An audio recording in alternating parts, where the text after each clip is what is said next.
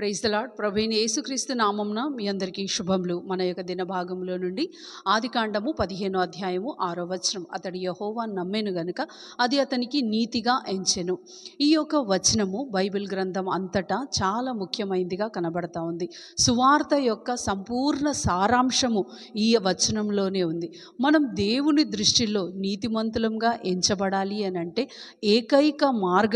కేవలం ఏకైక మార్గం ఏంటి అంటే మనం ఆయనను సంపూర్ణంగా నమ్మడమే, ఆయన యందు విశ్వాసం కలిగి ఉండడమే, ఆయన వాగ్దానాల్ని నమ్మడమే.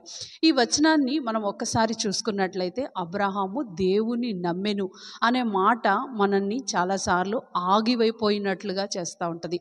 ఒకసారి మనం వెనుకకు తిరిగి చూస్తే అబ్రహాము ఏ పరిస్థితుల్లో నమ్మెను అనే మాట మనం గుర్తు చేసుకున్నట్లయితే ప్రతిదీ చాలా అనానుకూలంగా ఉంది. ఏది కూడా అనుకూలంగా కనబడట్లేదు. పరిస్థితులు తారుమారైపోయి ఉన్నాయి. వయస్సు అయిపోతూ ఉన్నది.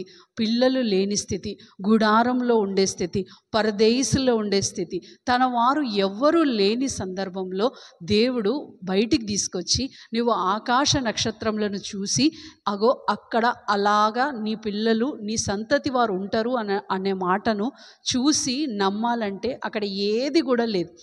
కానీ ప్రతి పరిస్థితి అనానుకూలంగా ఉన్నప్పుడు, వ్యతిరేకంగా ఉన్నప్పుడు అబ్రహాం దేవుణ్ణి నమ్మాను. నీవు కూడా ఇదే సందర్భంలో ఉంటే నువ్వు నిజంగా దేవుని మీద నిలకడగా ఉంటావా? దేవుణ్ణి నమ్ముతావా? నువ్వు అనుకున్న ప్రతిదీ వ్యతిరేకంగా జరుగుతున్నప్పుడు దేవుని మీద నిలకడగా ఉండి దేవుని యందు విశ్వాసం కలిగి ఉంటావా? ఒకవేళ లేకపోతే మనము ఈ సందర్భంలో మన విశ్వాసం ఊగిసలాడుతూ ఉంది, చంచలం అవుతూ ఉంది అనే పరిస్థితులలో మనం ఏం చేయవలసిన అవసరం లేదు. మన యొక్క క్రియల ద్వారా మనం రక్షించబడలేదు, మన యొక్క నీతి క్రియల ద్వారా మనం రక్షించబడలేదు, కానీ కేవలం దేవుని యొక్క కృప చేతనే మనం రక్షించబడ్డాం. ఆయన వాగ్దానాన్ని మనం నమ్మినట్లయితే దేవుడి చేత మనం నీతిమంతులంగా తీర్చబడతాం. ఆనాడున్న దేవుడు ఇప్పుడు కూడా మనతో కూడా ఉన్నాడు. రండి అట్టి దేవుడి దగ్గరికి వచ్చి మన విశ్వాసాన్ని నిలబెట్టుకుందాం. ప్రభు దగ్గరికి వచ్చి ప్రార్థన చేసుకుందాం.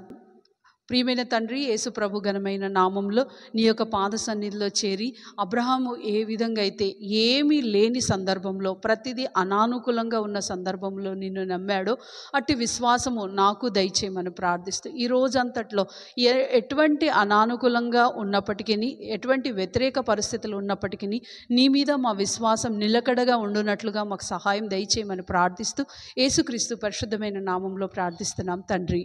ఆమేన్.